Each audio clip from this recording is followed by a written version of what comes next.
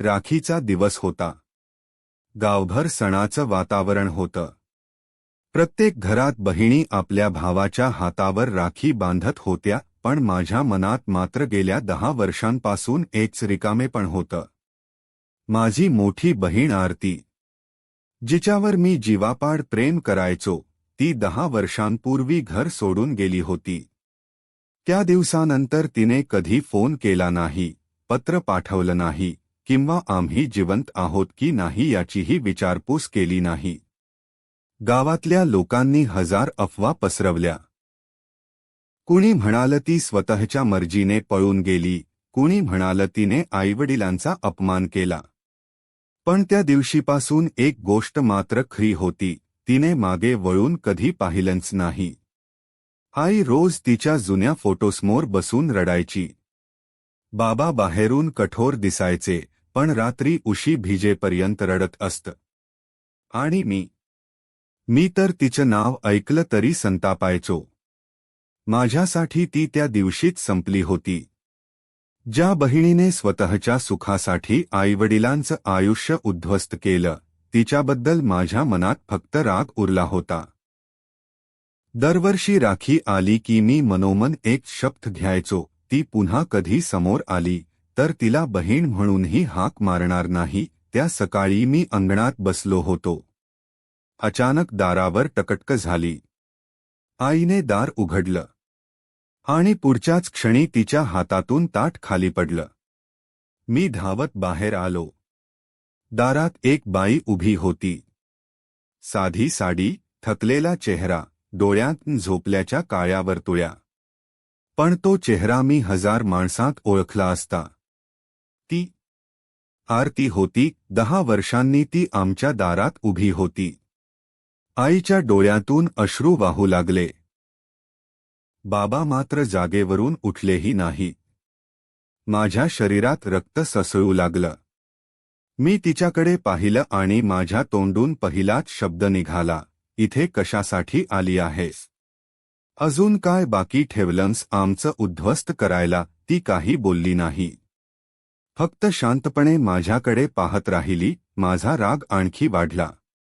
10 वर्ष कुठे होतीस? आई रडत होती तेव्हा आली नव्हतीस. बाबांची तब्येत बिघडली तेव्हा आली नव्हतीस. आज राखी आहे म्हणून नाटक करायला आली आहेस. आईने मला थांबवण्याचा प्रयत्न केला, पण मी ऐकण्याच्या मनस्थितीत नव्हतो. ती हळूहळू पुढे आली. तिच्या हातात राखी होती. माझ्यासमोर उभी राहून ती म्हणाली, फक्त 2 मिनिट.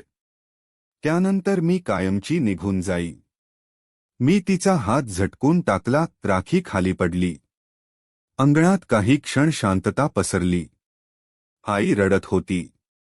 बाबांनी पहिल्यांदाच तिच्याकडे पाहिलं, पण त्यांच्या नजरेतही रागच होता. ती खाली वाकली, राखी उचलली आणि पुन्हा काही न बोलता माझ्यासमोर उभी राहिली. तिच्या डोळ्यात अश्रू होते, पण ती स्वतःला सावरत होती. तिने तिच्या पिशवीतून एक जुनाट लिफाफा काढला आणि माझ्या हातात ठेवला. मी गेल्यावरच उघड, ती एवढंच म्हणाली. माझा राग इतका वाढला होता की तो लिफाफा फाडून तिच्याच समोर टाकावा असं मला वाटलं. पण ती वळली आणि एकदाही मागेन पाहता घराबाहेर चालू लागली. अचानक माझी नजर तिच्या हातावर गेली. तिच्या मनगटावर जुन्या जखमांचे खोल व्रण होते. क्षणभर माझ्या मनात प्रश्न निर्माण झाला, हे कधी झालं? पण पुढच्याच क्षणी मी पुन्हा स्वतःला समजावलं. ही नवीन सहानुभूती मिळवायची युक्ती असेल. ती निघून गेली. माझ्या हातात तो लिफाफा होता आणि मला अजिबात कल्पना नव्हती. त्या लिफाफ्यात लिहिलेलं सत्य माझ्या आयुष्यातला सर्वात मोठा धक्का ठरणार होतं. मी बराच वेळ त्या लिफाफ्याकडे पाहत उभा होतो. राग इतका होता की तो उघडायचीही इच्छा नव्हती. 10 वर्षांनी परत येऊन माझ्या मनात एक विचार होता. मी तो लिफाफा फेकून देण्यासाठी हात वर केला, पण आई धावत आली आणि माझा हात पकडला. तिच्या डोळ्यात अश्रू होते. ती म्हणाली, बाळा, एकदा वाचून तरी बघ. त्यानंतर तुला जे योग्य वाटेल ते कर. मी काहीच बोललो नाही. थरथरत्या हातांनी लिफाफा उघडला. आत एक पत्र होतं. पिवळसर झालेला कागद, काही ठिकाणी पाण्याचे डाग, आणि सुरुवातीलाच लिहिलेलं होतं, प्रिय छोट्या भावा, जेव्हा तू हे पत्र वाचत असशील तेव्हा कदाचित मी तुमच्यापासून पुन्हा खूप दूर गेले असेल. माझा राग अजूनही कमी झाला नव्हता, पण तरीही मी पुढे वाचायला सुरुवात केली. त्या दिवशी मी घर सोडलं. कारण मला घर सोडायचं होतं म्हणून नाही, मला ते करावंच लागलं. जर मी त्या दिवशी थांबले असते तर कदाचित आज तू, आई आणि बाबा यापैकी कोणीच जिवंत नसतं. हे वाचून मी थोडा थबकलो, पण लगेच स्वतःलाच म्हणालो, खोटं. हे सगळं खोटं आहे. पुढे लिहिलं होतं, तुला आठवतं का, बाबा ज्या कारखान्यात काम करायचे त्या कारखान्याच्या मालकाच्या मुलाने माझा पाठलाग सुरू केला होता. मी त्याला नकार दिला. त्यानंतर त्याने बाबांना धमकी दिली होती.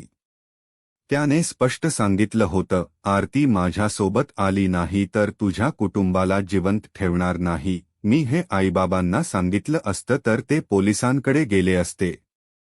पण त्यांच्याकडे पैसा, सत्ता आणि माणसं होती. मला भीती वाटली. तुमच्या जीवाची. पत्र वाचताना माझे हात थरथरू लागले, म्हणून मी मुद्दाम सगळ्यांसमोर घर सोडून गेले. गावाने मला दोष दिला, पण त्या लोकांचं लक्ष तुमच्याकडून हटून माझ्याकडे गेलं. मी तुमचा तिरस्कार सहन केला, पण तुमच्यावरचं संकट दूर व्हावं म्हणून. माझ्या कपाळावर घाम आला. मी लगेच बाबांकडे पाहिलं. त्यांचा चेहरा अचानक फिकट पडला होता. ते काहीतरी आठवत असल्यासारखे शांत बसले होते. पत्रात पुढे लिहिलं होतं, त्या दिवशी घर सोडल्यावर माझं आयुष्य संपलं नाही. उलट खरी परीक्षा तेव्हाच सुरू झाली. मी अनेक रात्री उपाशी झोपले. अनेक लोकांनी माझी फसवणूक केली. कामाच्या ठिकाणी अपमान सहन केला. पण मी कधीच तुमच्याकडे परत आले नाही. कारण मला भीती होती की मी परत आले तर ते लोक पुन्हा तुमच्यापर्यंत पोहोचतील. पत्राच्या कागदावर पडलेले अश्रूंचे डाग आता मला दिसत होते. ते तिचे होते की माझे, मला कळत नव्हतं. अचानक पत्रातून एक जुना फोटो खाली पडला. त्या फोटोत आरती एका छोट्याशा मुलासोबत उभी होती. माझ्या डोक्यात हजारो प्रश्न निर्माण झाले. हा मुलगा कोण होता? मी घाईघाईने पत्राचं पुढचं पान उघडलं आणि पहिलीच ओळ वाचून माझ्या पायाखालची जमीन सरकली. हा फोटो ज्या मुलाचा आहे, त्याच्यामुळे मी 10 वर्ष तुमच्यापासून दूर राहिले. हा फोटो ज्या मुलाचा आहे, त्याच्यामुळे मी 10 वर्ष तुमच्यापासून दूर राहिले. हे वाक्य वाचताच माझा श्वास अडकला. माझ्या डोक्यात एकच विचार आला, म्हणजे गावात जे बोलत होते ते खरं होतं का? तिने लग्न केलं होतं. हा तिचा मुलगा आहे. माझ्या मनात पुन्हा राग उसळला. मी पत्र बाजूला फेकलं. पण आईने ते उचललं आणि शांतपणे म्हणाली, पूर्ण वाच. अर्धवट सत्य माणसाला चुकीचा निर्णय घ्यायला लावतं. मी पुन्हा पत्र हातात घेतलं. छोट्या, तुझ्या मनात आता काय विचार सुरू असतील याची मला कल्पना आहे. पण हा मुलगा माझा नाही. त्याचं नाव चिंटू आहे. तो मला रेल्वे स्टेशनवर सापडला होता. त्यावेळी तो फक्त 4 वर्षांचा होता. त्याचे आईवडील एका अपघातात गेले होते. नातेवाईकांनी त्याला स्वीकारलं नाही. त्या दिवशी मी ठरवलं, जगाने मला काहीही म्हटलं तरी मी या मुलाला एकटं सोडणार नाही. हे वाचून माझे डोळे मोठे झाले. मी त्याला अनाथाश्रमात सोडू शकले असते. पण मला आठवलं, माझा छोटा भाऊही कधीतरी माझा हात धरून म्हणायचा, ताई, मला कधी सोडून जाऊ नकोस. त्या आठवणीने मी चिंटूला स्वतःजवळ ठेवलं. मी स्तब्ध झालो. लोकांनी मला त्याची आई समजलं. कुणी विचारलं नाही की सत्य काय आहे. मी स्पष्टीकरणही दिलं नाही. कारण मला त्या वेळी माझी बदनामी महत्वाची वाटली नाही. त्या मुलाचं आयुष्य महत्वाचं वाटलं. माझ्या डोळ्यांसमोर 10 वर्षांपूर्वीची आरती उभी राहिली. तीच माझी ताई, जिला मी स्वार्थी समजत होतो. पत्र पुढे म्हणत होतं, तुला आज माझ्या हातावर दिसलेले व्रण आठवत असतील. ते अपघाताचे नाहीत. एका रात्री काही लोकांनी माझ्याकडून चिंटूला हिसकावून नेण्याचा प्रयत्न केला. मी त्याला वाचवलं, पण माझे हात कायमचे जखमी झाले. त्या दिवसापासून मी रोज प्रार्थना केली, माझ्या भावाला आणि माझ्या आईबाबांना कधीही माझ्यासारखे दिवस पाहावे लागू नयेत. माझ्या हातातून पत्र खाली पडलं. मी आईकडे पाहिलं. आई शांतपणे रडत होती. बाबा पहिल्यांदाच मोठ्याने रडले. ते म्हणाले, आपण आपल्या मुलीला आयुष्यभर दोष देत राहिलो आणि ती आपल्यासाठी आयुष्यभर झगडत राहिली. माझ्या छातीत काहीतरी तुटलं. मी अचानक उठलो. ती कुठे गेली? मी ओरडलो. ताईने थरथरत्या आवाजात सांगितलं, ती म्हणाली होती, राखी बांधून झाली की ती दुपारच्या बसने कायमची निघून जाईल. हे ऐकताच मी एक क्षणही दवडता घराबाहेर धावलो. बसस्थानक गावापासून 2 किलोमीटरवर होतं. मी जीवाच्या आकांताने धावत होतो. माझ्या डोळ्यांसमोर फक्त एक चेहरा होता, माझ्या ताईचा. मी मनात सतत प्रार्थना करत होतो, देवा, फक्त एकदाच मला माझ्या ताईची माफी मागायची संधी दे. मी बसस्थानकात पोहोचलो आणि समोरच बस हळूहळू सुटत होती.